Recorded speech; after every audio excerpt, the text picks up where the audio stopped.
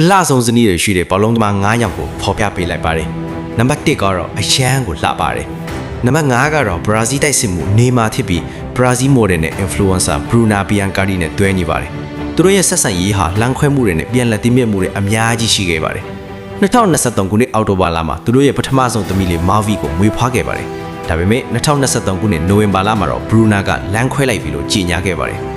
နံပါတ်4ကတော့ပေါ်တူဂီဘောလုံးကန်ဝင်ခရစ္စတီယာနိုရိုနယ်ဒိုဖြစ်ပြီးစပိန်မော်ဒယ်နဲ့ influencer Georgina Rodriguez နဲ့တွဲနေပါတယ်